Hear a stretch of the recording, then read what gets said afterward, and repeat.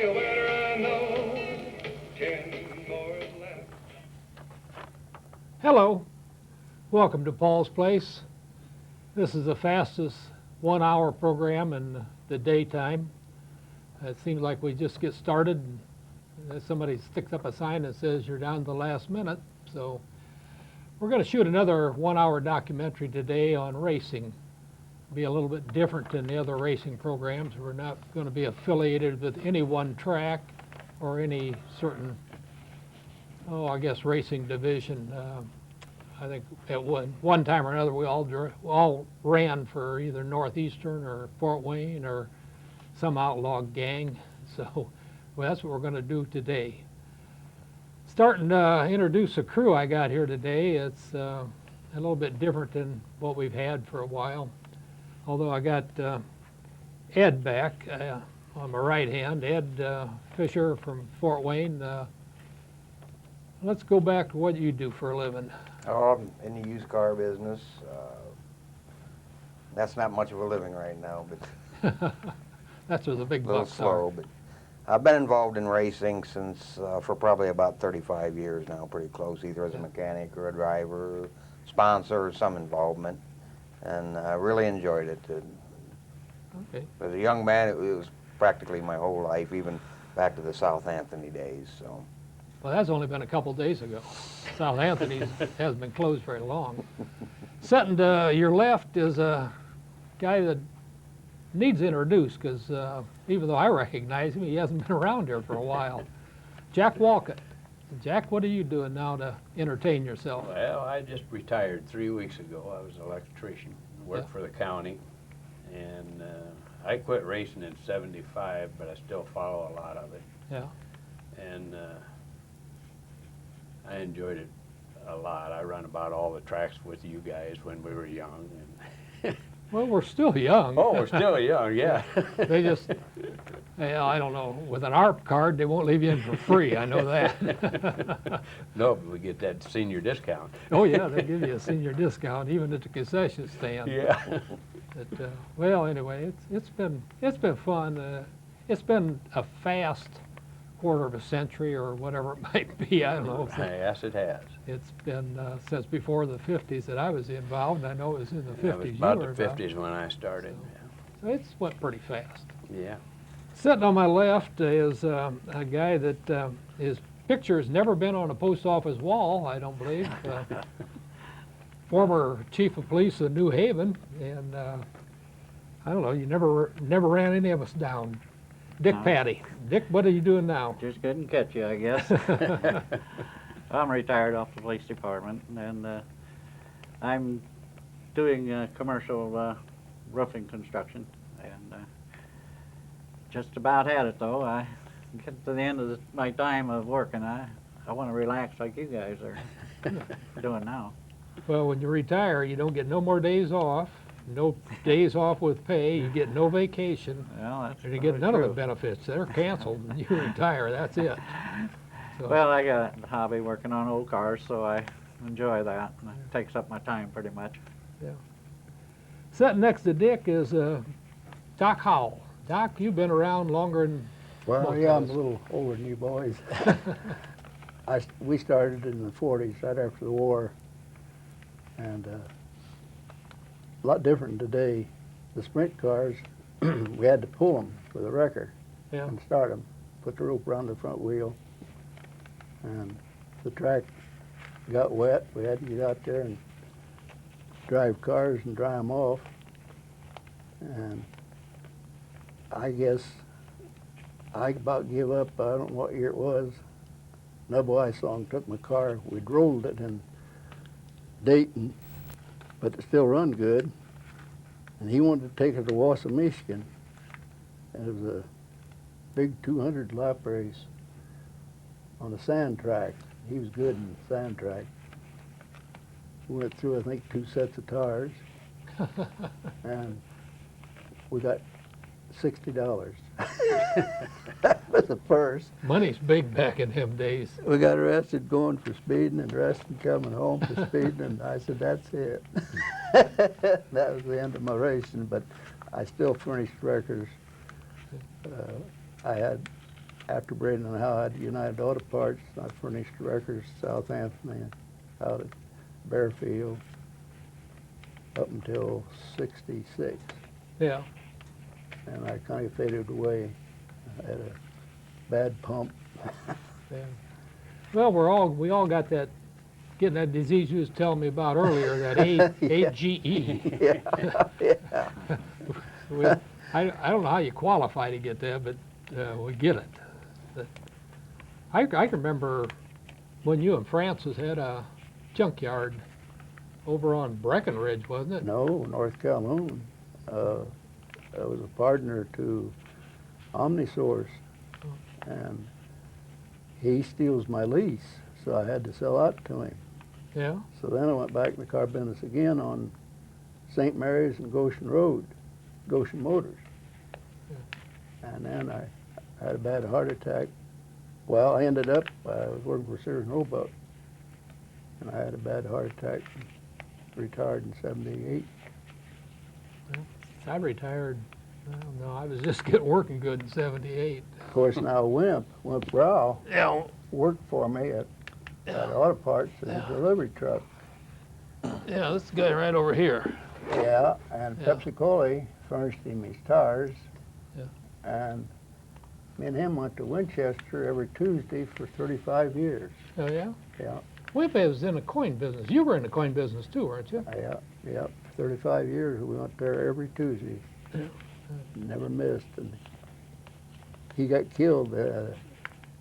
Well, we was out that big deal you had out Dutch Oh. McKinley and all of there. Was that in '83? 82 and 83, yeah. It was Well, out what- there on, what was the name of that The old place? Cowboys. The old or Cowboy, Zoli's. Zoli's Cowboy Yeah. Inn. Oh, yeah. And, yeah, Wimp was fishing off a bridge, wasn't he? Yeah, and a kid driving a dump truck and had a bobcat hooked onto it with a 2x4, and the 2x4 broke. Well, Wimp seen this bobcat coming, but he was afraid of water. So he got up partially on the bridge, and it just smashed him. Yeah. Hmm. He lived about a week or two, I think, didn't he? Or 21 days, 21 days. no insurance, $60,000. Never Gee. forget it. Yeah. I remember, Wimp and I was a good friend. Wimp and Smokey Montgomery Yeah. Oh, they had some was problems. arguing over the title of the car. Went Well- to court over it. Well, I don't know what happened. At that time, I'd fill in once in a while on one of Smokey's. He was on WKJG, Yeah, right. yeah. and 6 o'clock in the morning, and I'd get up and go out and sit on one of his shows, and I don't know. Smokey got to discussing it on the air, and Hilliard Gates didn't like it. I remember He that. terminated Smokey's contract. I know that. Smokey started out, he came over to my house one day and wanted to know if I'd teach him how to drive a race car, because he wanted to drive a race car. So I told him, okay, so we went down to Southampton down there. I lived right pretty close. Yeah. He got in the side of my race car with he grabbed a hold of the roll bar, and I took him around about 3 times. He jumped out, and he said, I don't know if I want to race or not. He said, Remember when he was ahead He of did. the Fort Wayne, or which association was it at? It's Anthony, he was ahead of. Remember we had an association there and he got in as president there? Yeah, that was Fort Wayne Racing Association. Yeah, Fort Wayne. And Yeah, and, he got in president. He didn't know suckum about racing. yeah. How he ever got in there. Well, Doug Cummings was another. Doug Cummings Yeah. worked at Rice Oldsmobile when I did. That was back in the 50s. Well, you bought a couple Oldsmobiles off of Rice. Yeah, you loaned me your car while you serviced mine. Yeah. You really had that thing hopped up. That was a J2. That was one of them Olds that had 3 2-barrel carburetors on it. Oh, it run good. You loaned it to me while I left my car there for service. Yeah, that was back in 57, 58. I think you bought a 58 Olds and then went out west with it.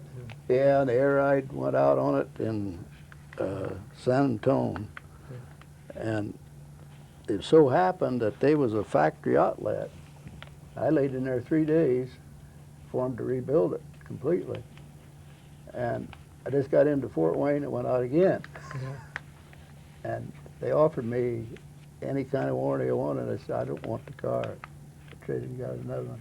Yeah. Yeah, them were, well, I don't know, Bill Garr, Ronnie Jasper days. Remember Bill? Bill's still in the car business. Yeah, he's with Bob Rodenbeck. Yeah, I see him. Seen him at he- the auction the other day. Yeah. He had some horrible, bad trouble. He went in for bypass surgery and he had an aneurysm. So he goes back and get the aneurysm, and he went back 3 different times, Yeah. 3 different surgeries. He had it Yes. pretty rough. I see him out to Mm-hmm. auction all the time and talk to him. I only talked to him for a little bit yesterday. I didn't see Rodenbeck yesterday, No, I didn't either. and there was short sale anyway. Was much going on. I wasn't there very long yesterday. But, that's the way it goes. But anyway, getting back to, there's no script on this thing. If anybody's talking, you want to break in, just go into it. Raise your hand. If they don't shut up, just shout it out. Keep going. Well, we all started racing out there at one time or another. We were involved at the big track, old Yeah. Dutch McKinley's big track, and too bad Dutch isn't here. I don't know. We had that. You brought up bringing it. Well, we had that thing out of Zoli's there. Yeah. Dutch very seldom ever went to a program, and we got him in out there. And I was telling about the time that he got in a race car, and he had that whip with him.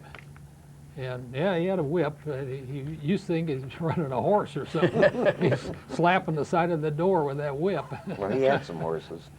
You was talking the other with Cliff Sester that day about Yeah. big track when he went over. Yeah, That same night that he went over, I flipped mine on the inside, and they took me to the hospital just to check me out. yeah. And I was getting ready to leave, and Bob Cole flipped his the same time, and here come Cole, and he said, wait, and I'll go back with you because I'm not hurt.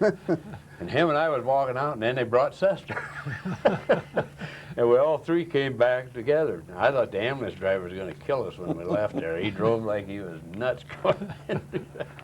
Well, I don't know why it was. Every time you rolled the car, the first thing they thought is to put you in that ambulance, that old, well, that was a furniture truck or something. Yeah. Yeah, Well, Which track? Huh? Which track? big track. Oh, Out okay. there that night, had those wires wrapped around the car. Yeah. And Bill Budd come running up there, and he says, watch them wires. And I thought, I'd just been burned out at South Anthony, and I thought he said, watch the fire. And I just shoved the wires apart and crawled out. Speaking of ambulances, myself and Jack Robinson locked wheels one time on our open wheels, and I took a flip, and I think it was that particular time, but I rolled about 3 times, and the ambulance took me into the hospital, and I don't know if you remember that old ambulance we had or not. South back there. Anthony? Yeah. Yeah, we were And, talking about it. And if you remember, right down the hill, going on Anthony, there's a bridge down there, and we sideswiped that. I swear I got hurt worse in the ambulance than I did in a race car flipping over. Frank Myers said the same thing. Frank's not here today, He but fell he should have. He fell out. They loaded him up in the ambulance. You know how he used to go up the track into the pits to get out? He went up and the back door opened and out he went. the stretcher and all, him out in the middle of the track again. I don't know, you get hurt worse, I guess, after you got in the I ambulance. think they're a little more serious about it now. Yeah, well, that's last program, 2 programs back, we did one on PTS. Dwayne Dimmitt and myself, and Lowell Pape and Larry Segrist. And we started PTS from going down to, we worked for Bill France Sr. at Talladega and Daytona.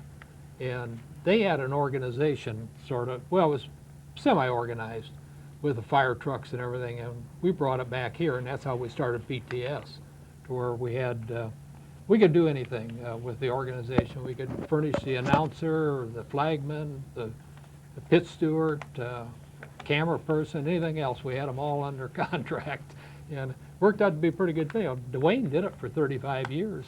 And at one time, they covered a lot of racetracks. It was They did. really organized. And really, racing back then needed to be organized, because I can remember out the big track, you could flip a car and they would put you in the ambulance, send you off to the hospital, and then they'd bring a old station wagon or something else in And that's it for an ambulance. and for an yeah. ambulance and start the racing all over Yeah. And again. a lot of times there's people in the crowd. Yeah, If they Yeah. just say, who's got a station wagon, I you know, and remember they'd bring them that, down. Southampton. I bought the original ambulance they had, yeah. and sold 'em to my brother. He had coon dogs. He could haul 6 in it. Yeah. But it was, like I say, back then racing was fun. You go out there and bang into each other and maybe bend up a wheel or something and come back in the pits and they call you out for the consi and you go, hey, Dick, I know we got into each other a little bit, but you got a Yeah. right front tire I can right. Oh, borrow? yeah, Yeah. Yeah. many a time. Yeah, many a Who's, time that happened. Who's Somebody- the guy on, excuse me, who's the guy on the big track that flipped over? Stetler or Stetzer, or they flipped over and he doesn't have his door Dick tied Stetler. shut? Dick Stetler, Got yeah. killed on the back And, straightaway there. And he Yeah. had his, He fell out of that seatbelt. I was Right right out. behind him when he Yeah. went, and I was out in there fact, today. I almost nailed him, but he had the strap up through the seat and around to the outside of the Right. seat and stood up through it, and the door flew open, and he was flipping. You know, that was one He reason fell out. I didn't like the seat belts when they first put them in the cars, the street cars, was because of that same racket you're talking about, Mhm. because of the way they went, you know, you could slip out of them. Yeah. But now they got them a little, Well, when he went off the edge of the seat, I saw him go, and the door flew open, and he just slid right off the edge Yeah. of the seat, and then it just threw a big loop in the right, yeah. in it, and he went out, and I went around again, and we got out and looked for him, and couldn't find him, and he was underneath the car, Yeah. and we had to pick it up off of him, but I remember that. that was quite Hugh the Crocker days. was a promoter then, Yeah, right. and I was over there in the parking area just on the north side of the main straightaway when that happened. Mhm. And I kind of realized it was serious, so I went into the hospital. And Lois Lamley was her maiden name. Lois Pavey was her maiden name. She married Dale Lamley. And her and my first wife were in nurses training together. And I was in the emergency room then when they brought him in. Yeah. And he was naturally dead. Mhm. And they worked on him for about 20 minutes to a half hour. And I stayed in the room, and then nothing they could do with him. And Yep. Lois said, Paul, wait here a minute.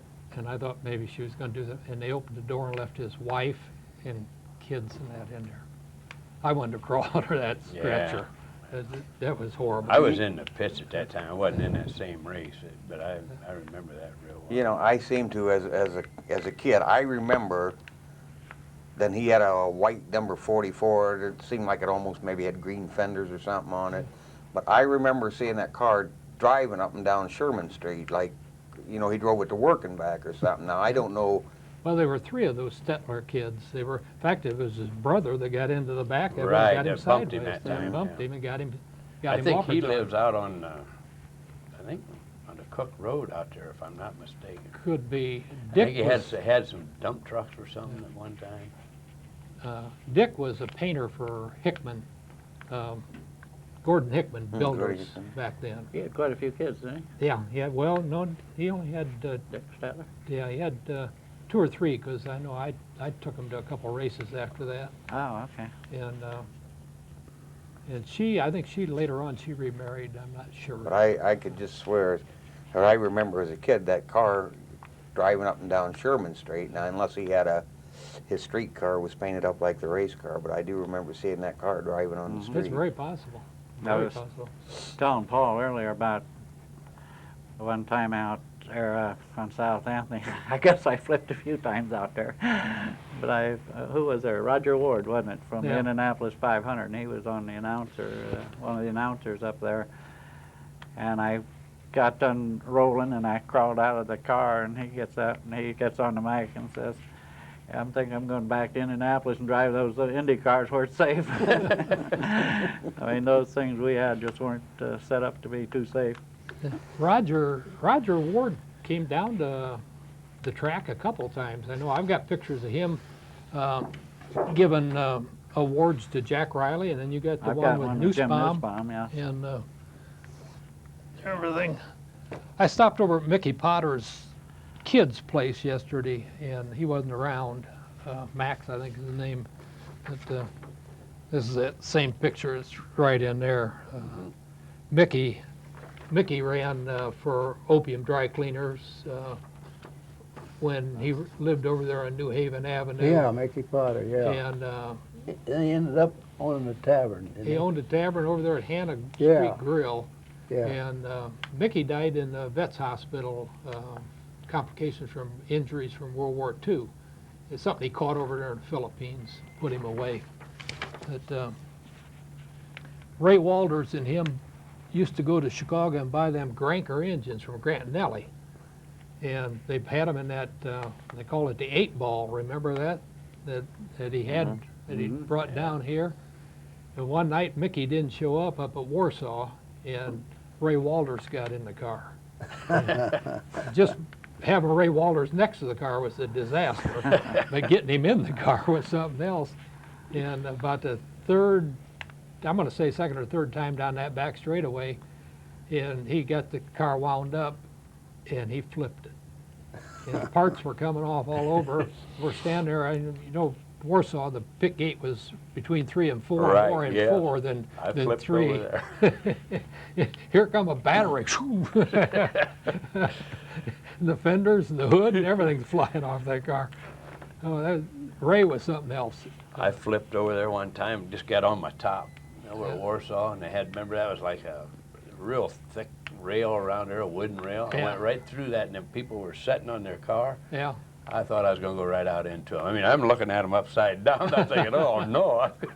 I thought I'd kill them when I hit it, you know, but I got stopped just before I got to them.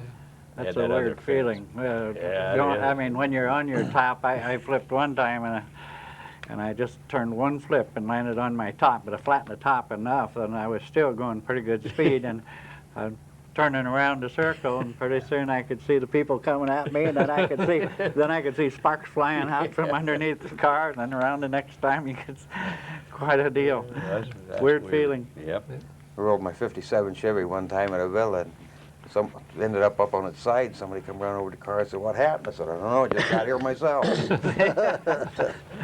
No, 50, Remember when they used to have a guy put on them shows, them Daredevil shows? At Yeah. Intermission? uh-huh. B. Ward Beam. Yeah, and he come over there that one time, and he says he wanted to line our cars up, and he was going to go up that plank and That walk ran. that car, you know, on 2 wheels past him. Nobody would do it, so he had a brand new pickup, and he said, "Well, I'll put my own truck here." So he did. Went up there, and that plank broke, and he went right in the side of that truck. Oh, my boy. Tore that new truck all up, man.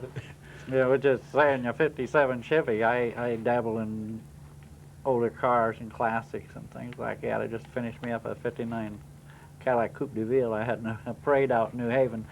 Pretty proud of that thing, but you're saying a 57 Chevy, and I remember buying a car off of, who was that on Pontiac Street? Cliff Stowell, wasn't it? Or who was that? Yeah, Yeah, Cliff was he was on my that how it was? counterman.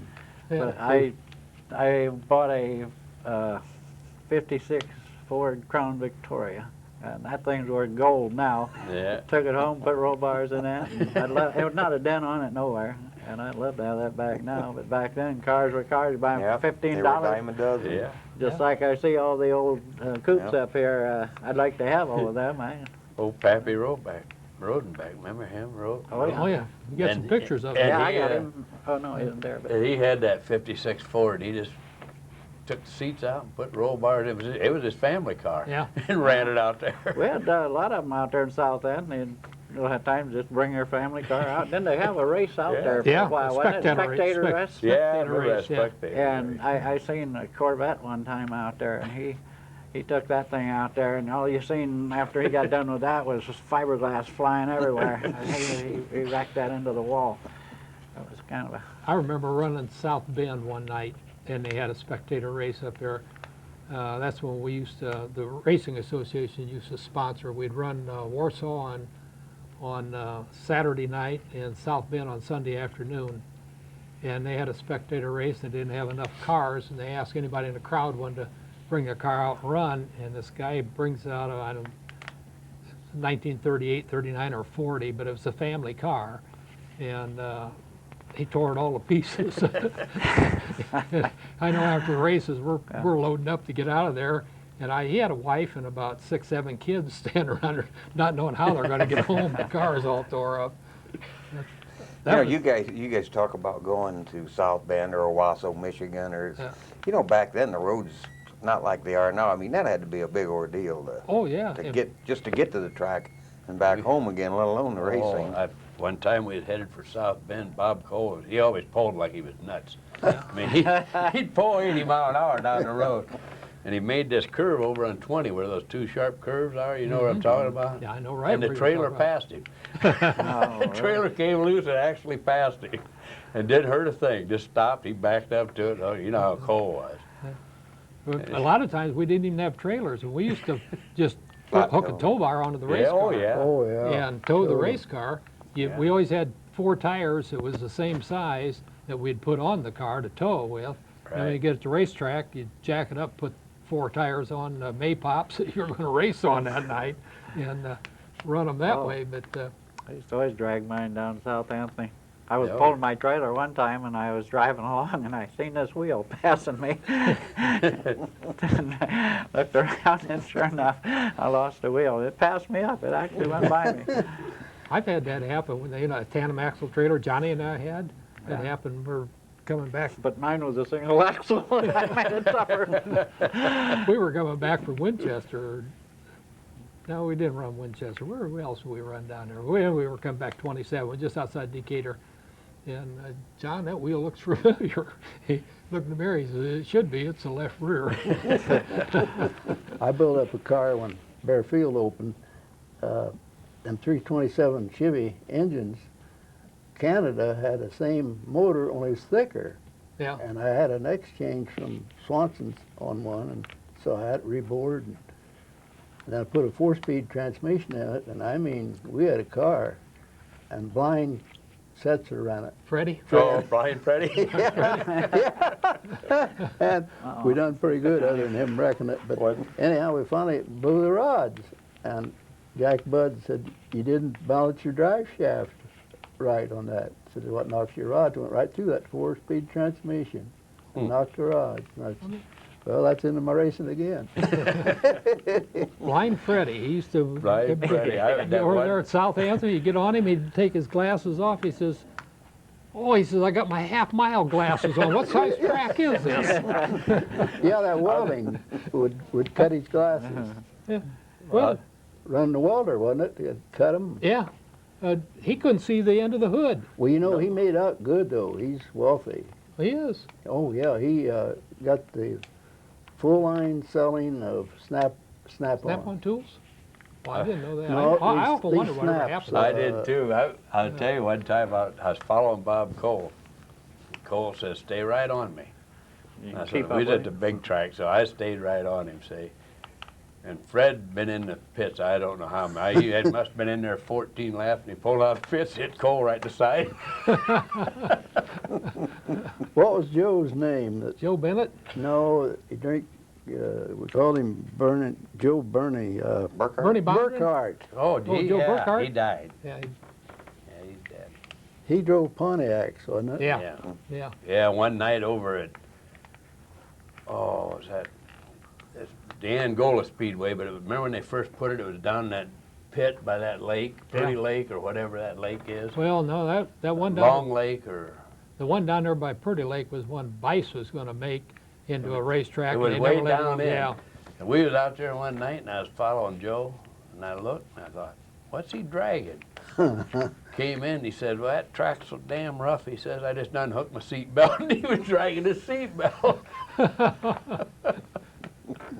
I had a seatbelt break over at Hicksville. Remember that flat half mile Oh, at yeah, Hicksville? yeah.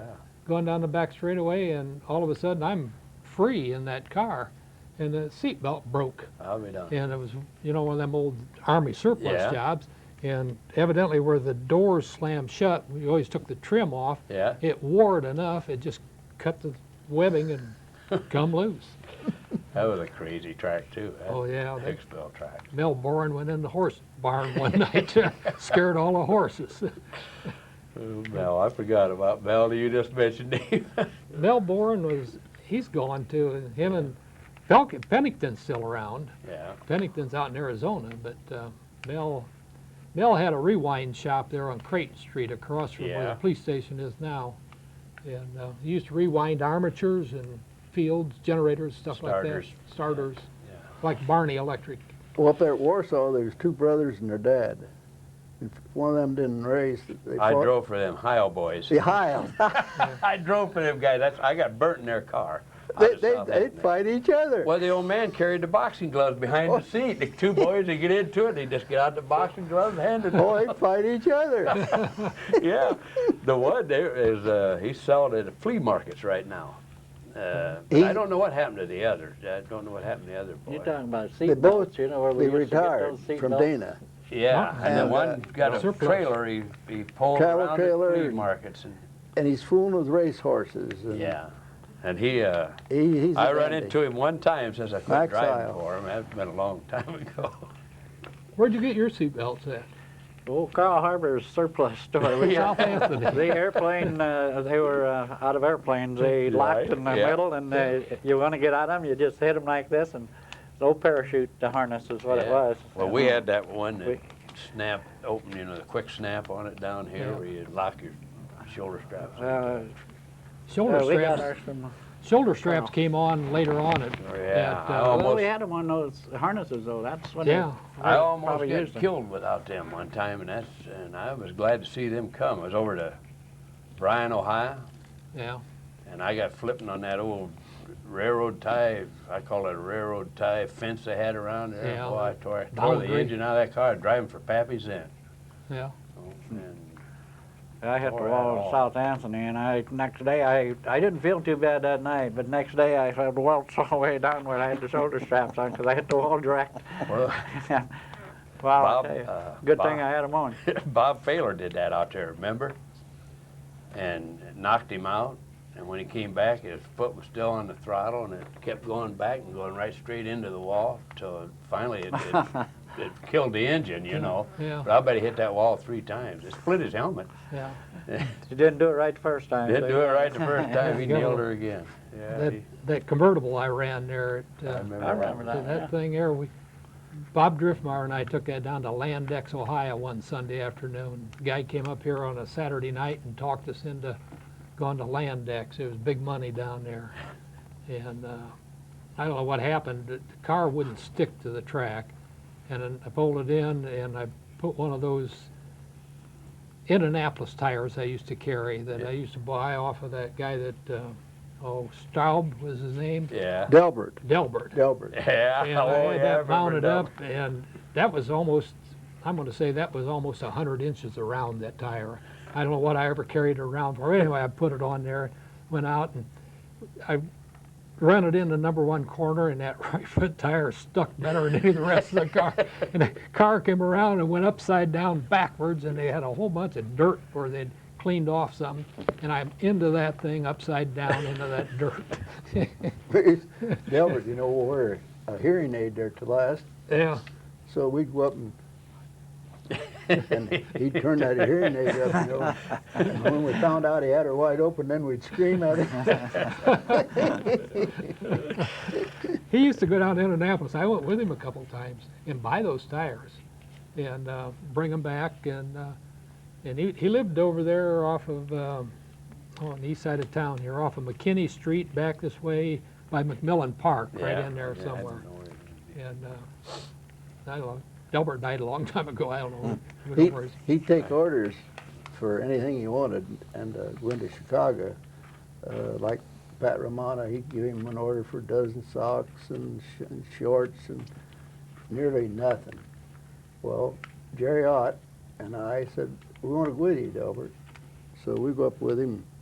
He walks in this store and the guy said, boy, I'm glad you come. Said, I need another 100 of them Norelcos at $5 a piece. And Delbert wanted us to go out to the car to get something. He didn't want me and Jerry to hear it. we go out to the car and we look down the street and there's guys with knocking the meters off. Well, way on down is some policemen. So I go back into the store. I said to the guy, I said, hey, they're knocking the meters off out there. Should I go down and tell them police? And he said, your car parked out there? And I said, yeah. He said, go move it. The police knows they're knocking them off. Where was that, Maxwell Street? Yeah, Maxwell. Maxwell Street, Yeah, that was Chicago. a wholesale Oh, street. yeah. Yeah, Now, when we used to start racing down there with the hobby stockers, we call them, yeah. they were something else. They didn't even know what a racing slick was. We got the big old tires off of some big old car and put them on those little Fords. Yeah. And have a big one on the front and a little one on the left front and go to town. Usually those didn't have any tread on them anyway, but Russ Moore, Them tires were expensive too. Russ Moore came out of Chicago. He used to run Soldiers Field and that, sprint cars. And come down here, he was driving a 50 Ford Coupe with a number on it. And he came to work at Macomb Ignition when I was working in there. And there was myself and Jerry Schaefer and Russ Moore and Ed Foss. The four of us was the brains of the Macomb Ignition department back in them days. And then Russ got going with Nussbaum, or not Nussbaum, Nub Weissong. Nub is the one that started that Northeastern Indiana Yeah. Racing Association. He was the founder of that.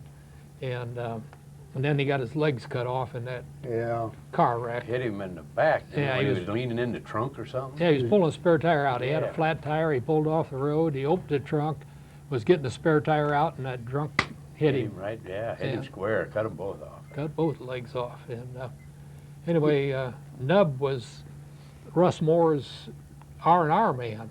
Yeah, he's on a scooter. They'd get on a scooter and get underneath her, pull them Yeah. transmissions out, and Yeah. that was over on 3rd Street, I think, 4th Yeah, or 3rd. Over there or- about where Pepsi is now. Yeah, Yeah, right in and there.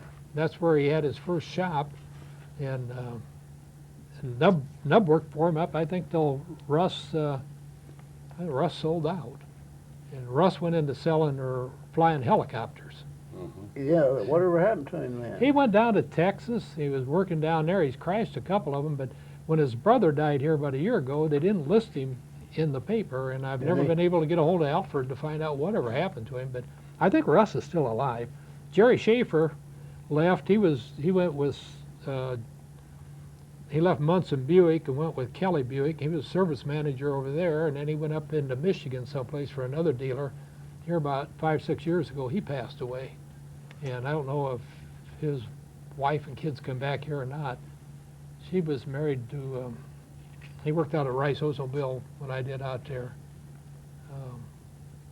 Woodcocks. Jim Woodcock? Yeah, was his first wife. Yeah, Jim died brain tumor. Yeah. And they took one of his lungs out first. Yeah. He was in horrible shape before he died. And, Dick, you actually had 2 racing careers, didn't you?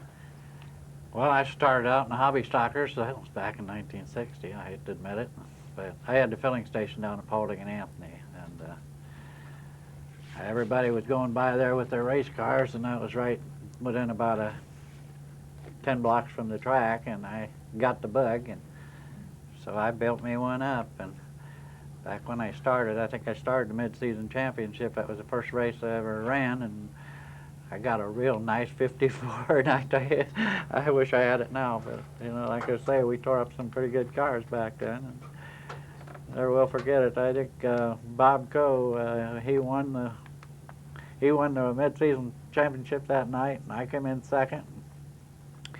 And Jerry Perrine, I think, was third, and Arnie Hartman was second. That was some of the old guys that I started with out there. Arnie And, fell out of that car out there, didn't he, one time? Hit that wall? I don't know. Arnie had a convertible also. You're right, Yeah, and he drove a I think right convertible. at the pit wall, he hit that pit wall and fell out and hurt his back right there. I think it. I just talked to Arnie. I've been trying to get him on a program, but he's He's retired and he's busy. well, no, he shattered both his legs. Oh, did he? Yeah, he got a broken ankle on one side and a bad knee on the other side, and he can't hardly get around. And they've either operated or they're going to operate on him. I talked to him about a month ago. I was going through my card index and pulled his number up and called him and see how he was getting along. He's his biggest problem is he's about 200 pounds overweight. Yeah. He's bigger than Well. Moose Myers. My gosh, Yeah. I seen Moose the other night. I hadn't seen him on your show. Yeah. Yeah, I saw I couldn't believe it because I knew him forever, you Yeah, know. Moose- He's always been a big boy, though. Yeah, he's always been big, but he's really. You remember when he went on that steak diet or whatever it was, and he at one time lost a lot of weight. Yeah. But they used to tell that they took a barrel and made his seats out of it, you know. That's Oh. what Larry told me, because I Larry used to, wrenched yeah. up my car, you know. Take a 35-gallon barrel Yeah. and take and cut it down. I've done that too, and then Have you? support it. Oh yeah, they were good seats. Was that right? We always Yeah. got school bus seats when we first Hey, started. he started out though, Moose. He's such a nice guy. Oh, A he really, is. a super nice guy, and the guy I ran around with, he's a nice kid. And they stopped by my house, and they'd ask, get parts for cars, and I'd give them wheels and tires, anything I had to help them out. And I told him, I says, Moose, you're a heck of a nice guy, but forget racing. You'll never make it in racing. You just don't have the aggressiveness. Then he turns out to be one of the best drivers out Best there. drivers around. Well, I had to eat those words, I'll tell you. Yeah. He had the Louise special going. Oh, yeah. Yeah, he did. That thing would run. He was very successful, not only around here, but Everywhere he went. all Yeah. over the Midwest. Anywhere he went, he was always a competitor. I went to Pennsylvania and covered a race. What was that race up there? They tore the track down. Now- Heidelberg. Heidelberg. Him and Sorg were up there, and Danny Bird and Seneker and the rest of the Toledo bunch. And Moose ran second all night long to what was going on up there. Sorg ran back in the pack a little bit. But then I went to Shearville with him too, and it didn't make no difference what track was on. He'd He get could that run, he'd yeah. get Yeah. that car around. Nice it. guys don't always finish Yeah. out of it. Yeah, he was a competitor, man. He run hard driver. Speaking of competitors, when you ran the modifieds, you and Joe Wallace were partners, weren't you? Yeah, we were partners. Well, I was going to bring you a picture of Joe. Yeah. He's upside down over the top of this car, and if you turn it the other way, it looks. That's just how close it is. I had that picture, and I was going to get it out and bring it down to you. I talked to Joe's wife or widow when I started these programs. I talked about everybody. I still think I'm going to bring all the wives, former wives, Yeah. and that in on one of these shows. Joe was one of the greatest guys, He's a nice guy. and he was, I guess a blue collar race driver. I mean, when he jumped in a car, you knew that car was going to get the best run it was ever going to get. It was going to get run. And Yes. he would take a car normally that would be lucky to be up to 10th place and run it, finish in the top 5. And he really had a lot of talent for racing. Did you ever see his feet? His feet was about 15 inches. Well, he bought that Hudson that Skeet Grocock drove for Bright. Oh yeah, Ed Bright. Yeah, when he had the crankshaft shop. He used to be the only guy that would pour Babbitt bearings. You're right. Yeah, the old Chevys and the old Hudsons and that had Babbitt bearings in there, remember? You didn't have inserts like the rest of the cars. You had to pour the bearings, and then they sanded them out. Yeah, what you sanded them needed. out so they were egg-shaped. And Yeah. then they put, like the old Chevy that had that slinger on the bottom of the rod, that's how they got the oil, because Chevys up until about 54 never had an oil pump. Yeah. And they had that slinging system. And when the bearings got completely round, then you had to take the shims out of them and auger them out. The bearings all had, or rods all had shims on them. And Yeah, and then just shim them down or shim take them shim up. one way or another so that they were egg-shaped. Yeah. And that's how they ran. That Hudson ran that way. Yeah. That Terraplane and I was a Hudson Chevy. dealer. Pardon? I was a Hudson dealer, so we put a Hudson in the race at Darlington Park when it was first opened. Uh-huh. Blew the rods the first lap. So we called in the factory and he said, "Yeah, you damn fools, you can't go left. The oil pump's on the other side." You had to baffle the pan. Yeah, they had to change and put the oil pump so Yep. we could run them. 'Cause Yeah, well, that's 64. Hudson, I think the number was 64. Yeah. Bo Skeet drove that for this Who else? Barney Barnhill, barn. for Barnhart. Barnhill and Barnhart, one of the two. I can't think. They were both. There was a Barnhart and a Barnhill. Barney Right. Barnhill had a body shop over there off of Fairfield. Uh-huh. And Barney Barnhill, Barnhart, he ran the big track. And Sort of remember him. Old Pappy then, he used to be able to make those Chevys run too pretty good. Oh, that Remember Pappy, him? he was a character, wasn't he? Yeah. I drove for him. Did you? I drove a little. That fellow got hurt over at Bryant there. I was in his car, but he was a character. He didn't like you. Don't walk in his shop. Yeah. He didn't like you. You don't want to walk in But that if he shop. did like you, go over there and he'd take you in the back room for a beer, though. I'll He'd give tell you you what, anything you wanted if he liked you. If I he knew didn't like Zen you, don't real come well. in.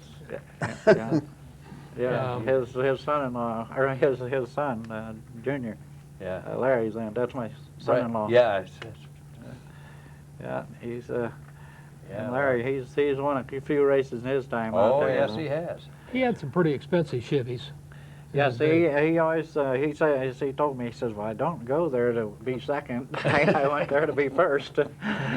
And he's got some nice cars right now out to his shop, out to his house. He's Yeah. got some beautiful cars out there. It's his shop. He's over there by 469, and he's Right, somewhere over in there. Because I was doing a building down there, and he come in and brought me a whole big bunch of hats. And Yeah, said, Junior "Here, Hanley. pass these out for me, will you?" I said, "Oh, yeah." Junior Hanley's running with him now. Yeah. And Junior told me the other day, he says he thinks he might be running again maybe this year. So Yeah. he's been out a long time. He had a pretty bad accident in Michigan City. Yeah, that's what He left it for a while and had a new driver, but he said he's thinking about going back. Every time he runs, he usually wins out there. He's ran 2 championships races. Yeah. The last 2 he's ran out there at Bearfield, he's won both of them. And, Scott Stovall's back out there driving. that's what I seen on your show. I seen Yeah. him in the He's interview. driving the old Zero again. Mhm. I was out there 2 or 3 weeks ago, and he was having a bad night, bad hair day or something. He actually won the feature last Saturday night. Yeah, I read it in the paper.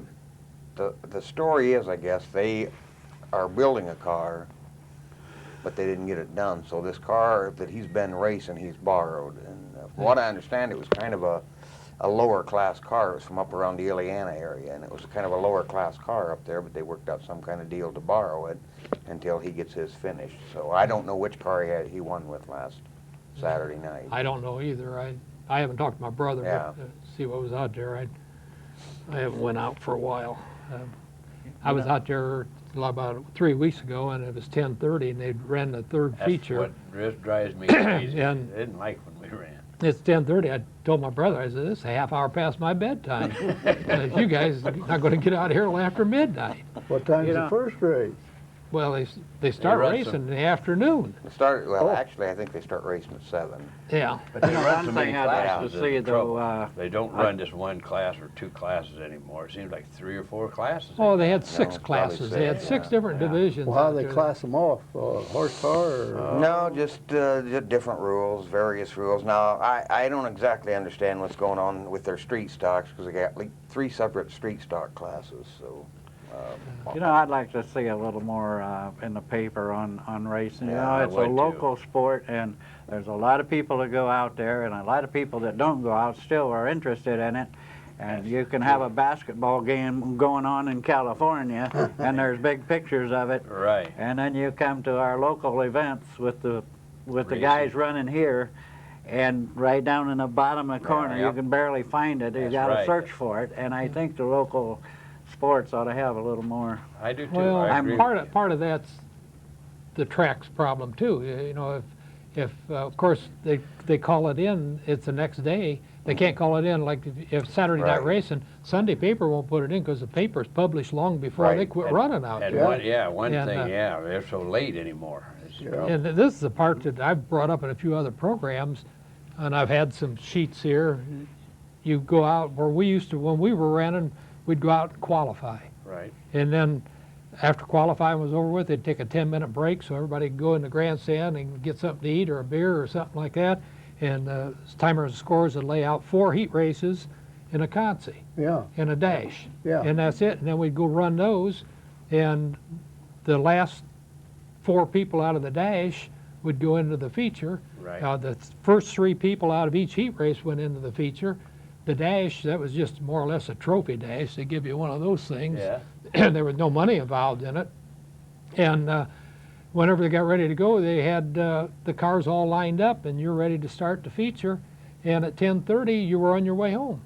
If you were yeah. sitting in a grandstand, you could stop at McDonald's, or you could stop at Azars or someplace, or you could stop at Lake Offs if you wanted to and have a beer on the way Yeah. home, and you'd be home in good time.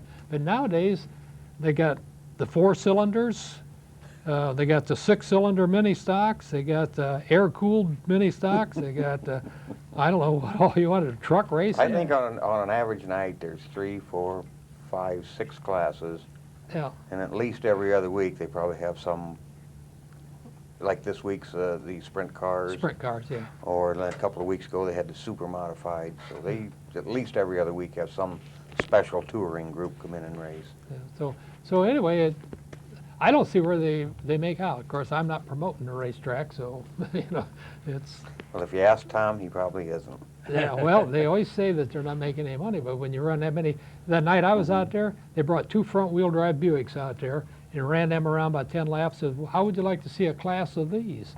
Well, they don't run any different than the 4 cylinders or anything else. What makes the difference? Whether it's a front-wheel drive or a rear-wheel drive. I don't know.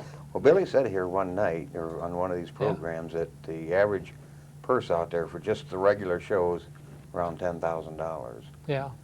Well, Well, I give them credit, they do move them out pretty good. Yeah, Get them out there on the track. There's nothing more boring than sitting Yeah. and wait Yeah. between races, and so they've been doing a pretty good job last time I've been out there. Give them Yeah. credit for that, anyway. Yeah, they do move them. They have been in the last few years, I guess, moving them along. Take them NASCARs. What's a car like Jeff Gordon drive? What's one of them cost? Well, they all pretty much build their own now, but I'd say $100,000 would be a pretty $100,000. conservative figure. that'd be Oh, I'd say- conservative. I'd Yeah. say more than that. I'd say because about $250,000 is Right. what they have in one of those cars when it's sitting on the track. My brother-in-law went down and bought 2 of his engines and gave $75,000 apiece for them, Mm-hmm. just for the engines.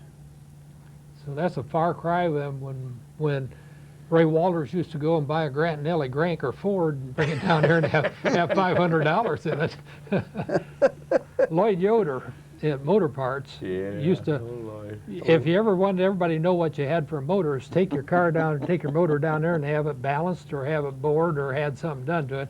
Then everybody in the pits knew what you had for motor because Lloyd told everybody. Yeah, Lloyd. He was he had some money in that one of Riley and Rex's.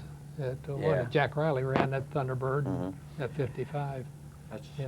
that's another sorry thing of talking about classics, is see them running Yeah, those those Thunderbirds. Thunderbirds, 57 Thunderbirds. I mean, Paul had they're one. beautiful. Yeah, I totaled that one that out there. Yeah. It was a flyer, but the trouble of it is with that short wheelbase, once you lost it, forget it. Just hang on because you were It going. was gone. It was going for a ride. That night that I totaled that thing out there, Joe Wallace was running that flathead, Yeah. and he could run that deeper into the corner than anybody else. That little coupe, it was like running again a modified. And I'm running second with that Thunderbird, and Klotz and Setzer and all them guys are straight away behind us. And I went down the back straightaway, and that spring went over the center, and that throttle never came back. I said, "Oh my God!" And it was all over with. It was done. And they stopped the race, pried that bird out of the fence and the wall, and they started to back up. And then Klotz and them got by Joe after that. Joe always said that I owed him one somewhere along the line there. But Oh, Joe was a pretty nice guy. I really he liked was a him. nice he guy. was. I liked him. He and you know, it was not unusual to get to the racetrack early in the afternoon, and Joe would be up there helping somebody set their Oh, race yeah. car up. I mean, he'd be out Oh, yeah. working. And he always said he did it because if he got their car handling better, maybe they wouldn't crash into him that night in the race. But I think Joe just did it because he loved to do it. And, Yeah. Yeah, I don't know. We were running South Anthony. The guy was going to wasn't the Indiana Tech here. I can't think of his name. He used to hang out down at Macomb Ignition when I worked down there. And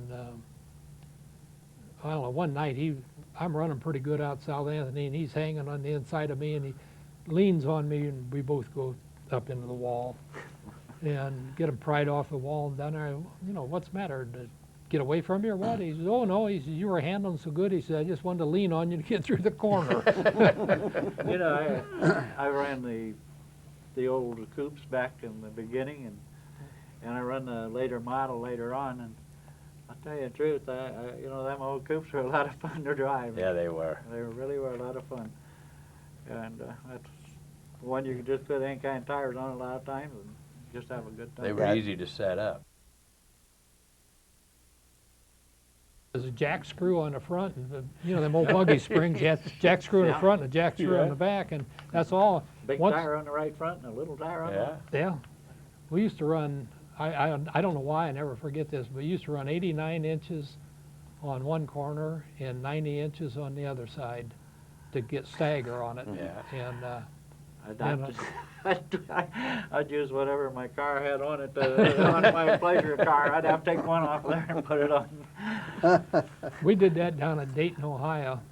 I tore my car up and I couldn't run. I was running for Maury DeGrice. I was driving that Chevy, that six-cylinder Chevy his. Walt Potter was driving the V8. And we ran Bryan, Ohio, and I got tore up there. So I didn't have a car. And they used to have that Ohio National, anyway, run down there. That's that half mile down there in Germantown. And I borrowed Frank Myers' car. And Roger Reinhold said, oh yeah, you got the right gear in it and everything for that half mile. Well, we didn't. And we got down there. Stillwell was with us. Okay. George Stillwell. George. Yeah. And we took the tires off of the trailer that we towed it down there on and mounted it to get something small enough to get some the RPM. RPMs You up. got that thing, we run 100 laps, and the last 10 laps, when you go into the top of that corner, that thing would start down on you. When we pulled it in the pits, the treads were showing. Well, like I tell you, it's the fastest 1 hour we'll ever get to talking here. We're down into the final minute. It's just about over with, so. Well, it's real nice of you put these on. I think Yeah, a lot I of think- people are interested in it. And, I've had a lot of people tell me about this show. I just happened to run across it. It's clicking around. The big races was on, you know. Yeah. And they had a crack up, and I was flipping around on the TV and hit it. Right away, recognized you. Well, it's been fun. Like I say, it's something we started in February, and I've run some other programs besides racing, but the racing part is the best part of it. That's the one everybody likes. So, anyway, that's And we're going to do a racing reunion in we're November. going to do a racing reunion. In Fort Wayne. We need names and addresses of race drivers from all the area speedways: South Anthony, Fort Wayne, Avila, Angola, Bearfield. So anybody that can help us out, we'd sure appreciate it. We'd like to have a real nice turnout, and this hasn't been done in 20 years or so, so I think it's time to do another one. Yeah, I think so. well, too. we're still around. While we're still around. We're still here. We've got some good entertainment lined up that night. Yeah. Jock Walcott and his brother Jim are going to entertain us with some music. And Yeah, I went in. Okay, so I guess this we hear the song, and that's about the size of it. I don't know. Like I say, it's the fastest half hour, fastest 1 hour I ever put in.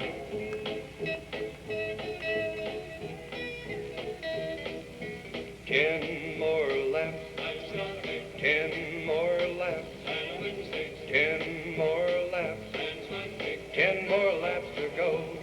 My 66 model has been raring to go. I worked a lot of hours getting her ready to go. Fixing up the engine so she won't blow.